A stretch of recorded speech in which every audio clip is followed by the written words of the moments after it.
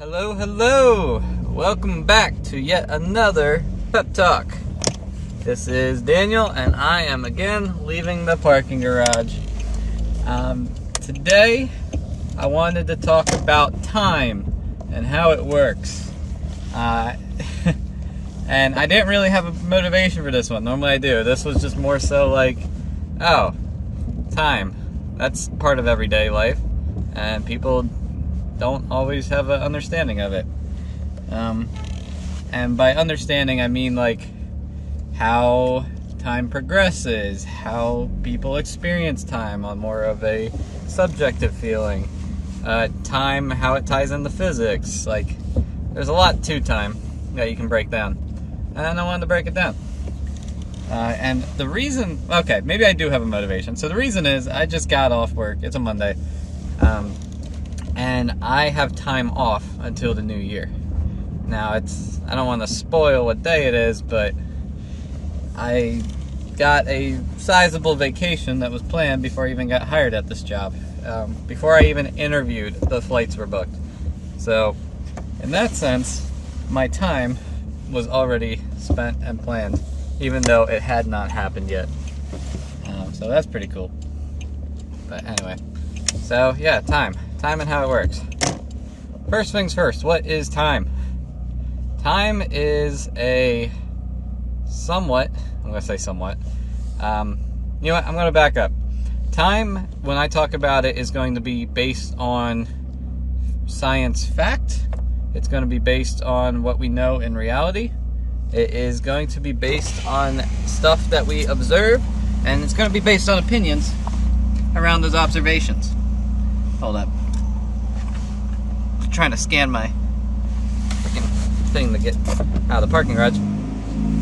Normally there's a camera. It scans my license plate, and then I'm good, but it's been kind of finicky recently. But yeah, I'm going to talk about time as a fact, not time in fiction. Like time travel, haven't done it. Well, we've done it forwards. We have never done time travel backwards. And we haven't paused time either, as far as I'm aware. To be determined, I guess. But yeah, we're going to talk about science fact today. So, time, what is it? Time is a linear progression, meaning it travels in one direction of, well, experience, of reality, of events, of things happening. Time is a linear progression of things happening. It's probably the best way to put it. I like that definition. So it's more nuanced than that, of course, because it depends on how you classify time. Well, time could be like a set time, like it's time for work, it's time for sleep, there's a time for eating, and a time for rejoicing, and a time to mourn. And if you want to know more times, just read, Ecclesiastes. There's a whole section dedicated to the times for this and the times for that. But yeah, I will go with the running definition that time is a somewhat linear progression of events, of stuff happening. So if stuff's not happening, then time isn't progressing, because stuff is always happening. Like you sitting in a completely dark room with the door shut and no audible sounds, stuff is still happening. Your molecules are still vibrating. Time is still progressing, even if you're not aware of it. And I am about to get hit. All right, dodge that person. Sorry. She gave me the look, like the death look of like, what are you doing? And I would like to remind her that I had the yield or the right of way, and she was to yield to me. Anyway, yeah, driving. It's always fun to record these while driving. This is time that I spend every time I come home, because I sit here in my car for some period of time. Now, I'm tired of being facetious. Let me just actually get to it. So, from a physics standpoint, time is based on velocity, or more so, time and velocity have intermingled in a sense that they are codependent on each other somewhat. So if you have, well, the equation for velocity is a distance over time. So if you don't have time, you don't have a velocity. But similarly, you can get time from velocity. And if your velocity nears the speed of light, you can actually slow down time. But that's more getting into relativistic effects, which are non-Newtonian in nature. Newtonian time it's linear. Relativistic time it's non-linear. It is somewhat, I want to say logarithmic. There is an equation for relativistic time, which all that means is the closer you get to the speed of light, the less time is perceived by the object traveling at that speed. And there's like I was saying, there's an equation where you can plug in your speed and you get time dilation based on it.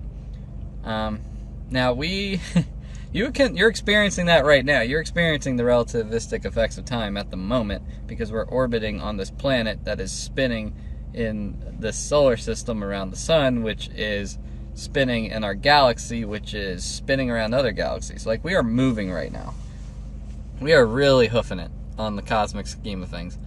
But it depends on your reference point to say how fast we're moving. So when I'm talking about speed and velocity, you need a reference point, but I'm more so talking about absolute velocities and absolute speeds. In a sense that you kind of back away from a reference point and you just basically, you take whatever event you're talking about, you plant your foot on the ground and you set the other thing to go, and the observer does not move from the start time, and the thing that's moving continues to move, and that'll get you more absolute velocities. That's kind of what I mean. So we're not talking about us spinning around in galaxy level stuff, but we're talking about, hey, maybe it's a drag race and there's that woman with her flag at the start of the drag race ready to signal it, and she stands still. She moves the flag down, she stands still, and the drag racing cars go straight past her. That's what I'm talking about. That kind of velocity and measurement of time. So yeah, when you're traveling at speeds and velocities approaching the light, time slows down, and you can look up the exact equation. Now I referenced that we're experiencing that right now. That's true. We are still moving. Everything's moving all the time, and all the time everything is moving.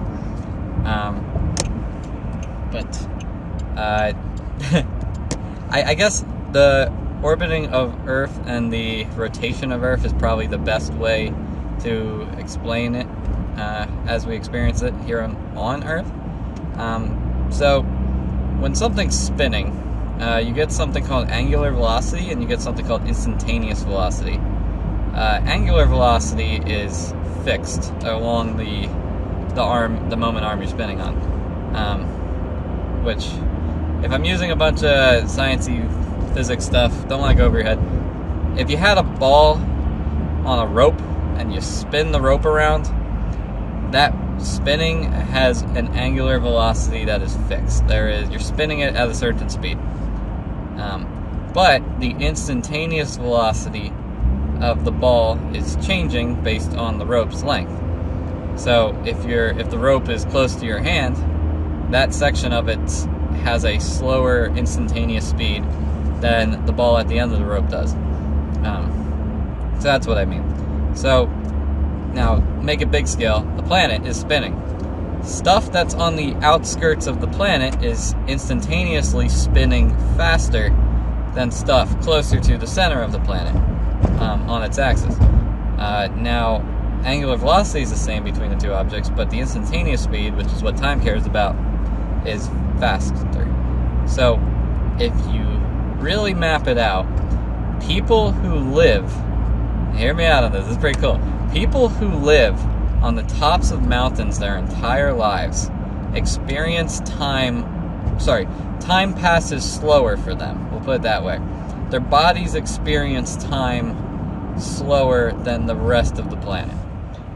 which what this means is from an observer at sea level, where the sea is, the ocean is, people on tops of mountains will live longer than people at sea level. If you had the exact same person and you cloned them and all the same life events pretty much happened, the person at the top of the mountain would probably live longer relative to the person on the ground. That's a relativistic effect of time. Now, it's really small, but over 100-year period of a human life, it's actually it's still small, but it's noticeable. Maybe it's a week extra life. Maybe it's 2 months. Maybe it's a couple years. I'd have to double check. I don't think it's a couple years though. And also, up in mountains, there's less oxygen. This is a side tangent. Up in mountains, there's less oxygen, and there's a running joke that oxygen is just a poison that kills you slowly over 80 years. So people on tops of mountains live longer because there's less of oxygen up there. While that's not entirely true, because our body needs oxygen for all its metabolic processes, oxygen is actually,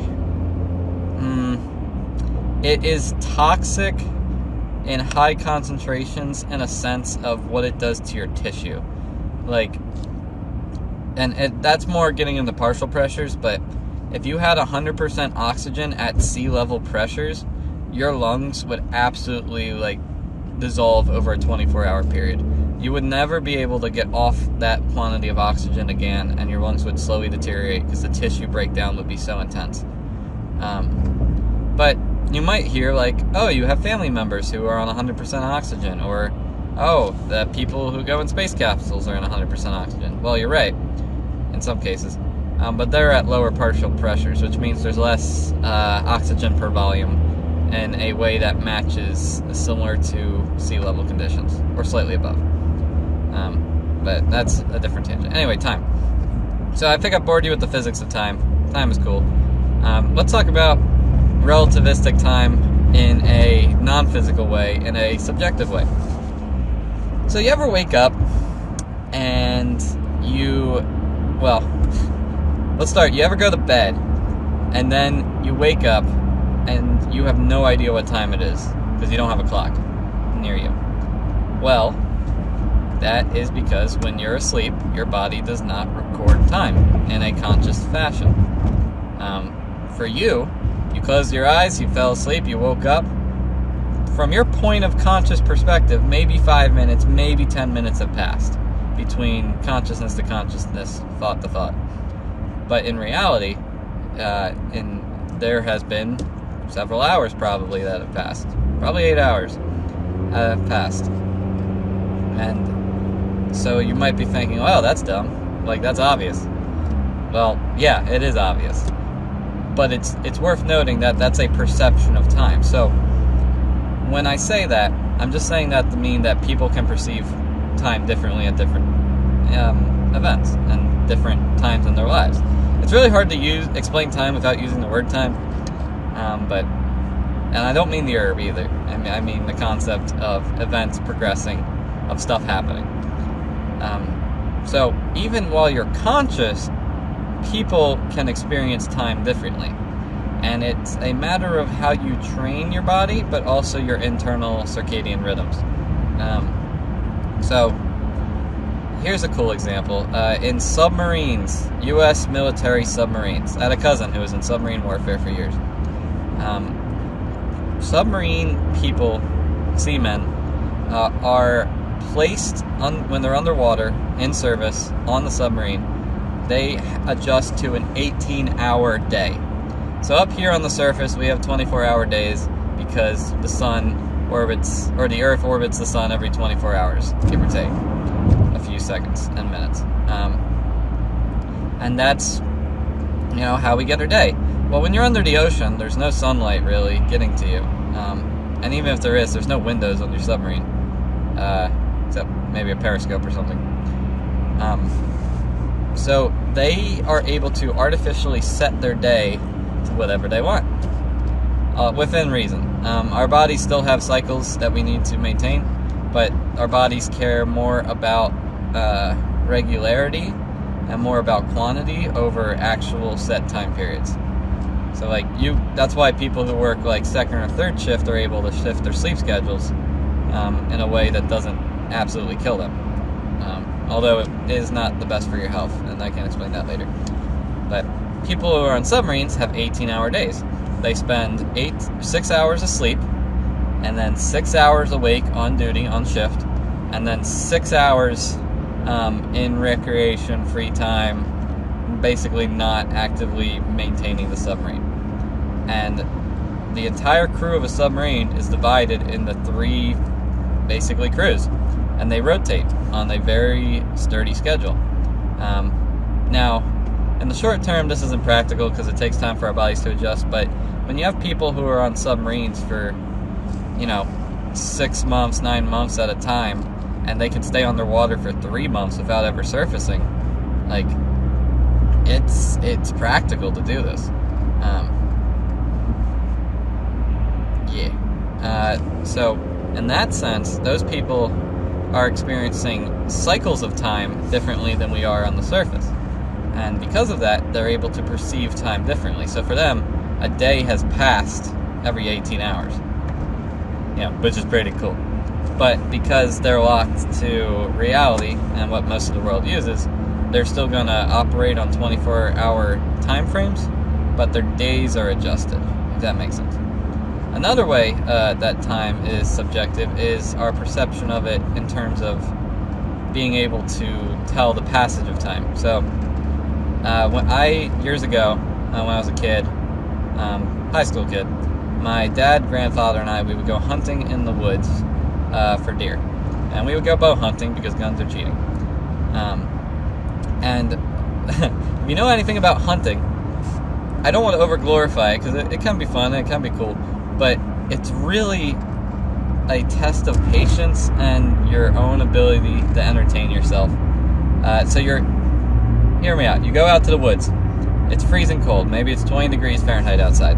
You're layered up. You go find your spot.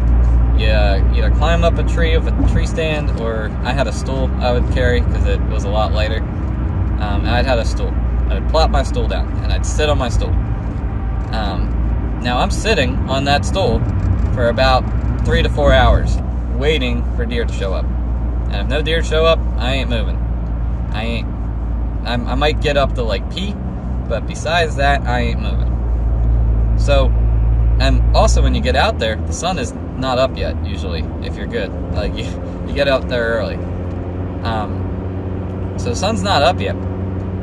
You get really good, really, really good at being able to manage and estimate and determine how much time has passed when all you can do is sit there for hours on end every week waiting for time to pass. Like, that's all you're doing, pretty much. And it was good because I could think through things and I could calm down my mind a bit, and it's relaxing and peaceful in a sense of there's nothing else to do except sit there. It was kind of a good break and like forcing yourself to remain still. I know that he is God. But because of that, I have a very accurate, compared to most people, accurate sense of the passage of time. I can look at the sun and I can tell you what time of day it is, usually within plus or minus 10 minutes, just based off of angles in the sky. I can often I'll start something, like let's say I go to get a shower or something. I go to get a shower, I have to get a shower, maybe I'm in there for a couple minutes, and then I have to shave, and I'm brushing my teeth, I'm getting dressed, and I haven't looked at a clock at all, because I don't have one in my bathroom. And I can tell you exactly, like, okay, I think between 35 and 37 minutes have passed. And then I'll leave the shower, and then I'm usually pretty accurate down to the minute. And I'll do this, like, every day. I'll just keep track of what I think, how time has passed, and it's usually passed exactly, or near exact how I expected it to. And in that sense, I subjectively know what reality is. My subjective thought lines up with relatives and absolutes. My relative thought lines up with absolute thought on what time it is. I say this because then also people can have misconceptions of time passing. So mine is trained at this point to be pretty accurate, but people who haven't done that, and there's a lot of them, because it is a weird thing to do, will say like, oh my gosh, this feels like it's been forever. We've been here for hours. And then maybe you've been there for like 50 minutes. It hasn't been hours. Or maybe it's like, oh my gosh, time flies so fast. We only just got here, but you've been doing something fun that you enjoy for 6 hours straight. Well, enjoyment kind of ties into time as well. Things that you like to do typically are experienced quickly, and things that you don't like to do are experienced slowly. And the reason for this is, well, besides being absolutely annoying, reason for this is when you're doing stuff that you like, your brain is latching onto it. It is very much so, and like motivated, it's engaged, and when your brain is engaged, it is happy. And when it's engaged, it's able to do things, pretty quick, but also it puts other things to the back burner that it would normally do. So like if you're playing Dungeons and Dragons with your bros, or maybe you're playing disc golf, or you're out running a marathon, or you're just eating with friends at a restaurant, like you're probably not daydreaming, and you're probably not thinking about doing your taxes, or you're probably not thinking about, hopefully not work, and you might not be thinking about, oh, did I leave the oven on? Like, stuff that's in the background that is, it's there, it's cycling around in your brain, but you're not actively experiencing it. So, when you're bored, there's nothing else taking up your focus, so the background things come to the front, and time slows down, because you just have this immense amount of stuff that your mind can pull from, and it is going to. And because it's not actively engaged in things usually, it's in a sense of like standby waiting mode. And when it's doing that, it's more acutely aware of time passing. Because just like I said, when you're out in the woods and you're not thinking about something, you become more aware of time passing. Well, same thing. If you're bored, you're not thinking about stuff, your brain is becoming more aware of time passing.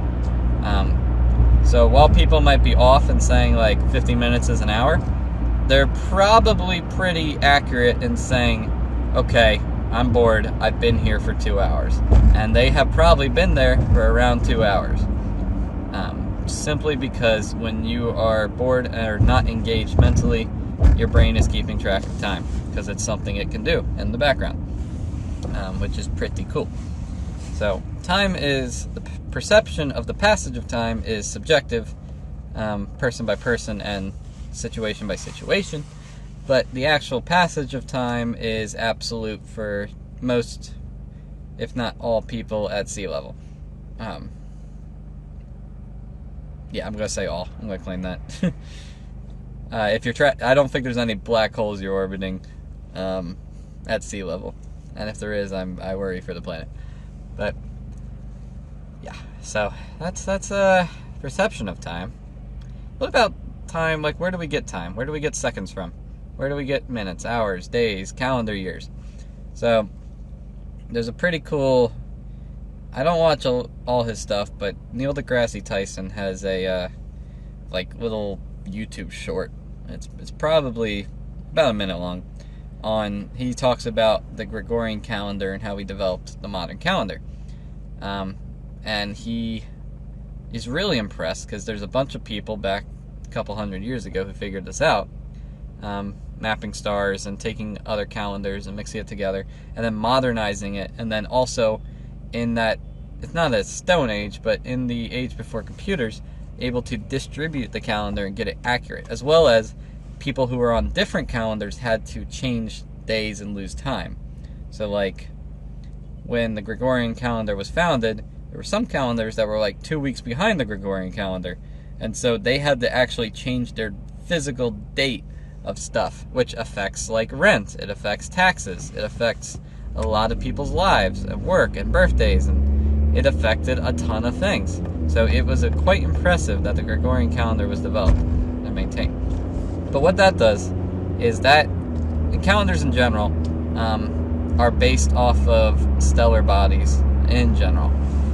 Calendars like to look at things outside of our planet because they're pretty cyclical. They're pretty rhythmic in a sense of this planet is orbiting on a certain axis at a certain period around the sun, and the stars above are pretty cyclical in their orbits as well. Not that we don't really see, we see stars move, but for all intents and purposes, stars are fixed points in space relative to the human life, because they're really far away.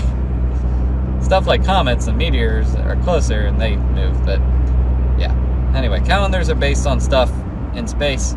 Gregorian calendar takes into account this motion, but also takes into account that we still need leap years to catch up on time, and then also takes into account that every 400 years or so, you need like an extra leap day or something, or you need to take a leap day out.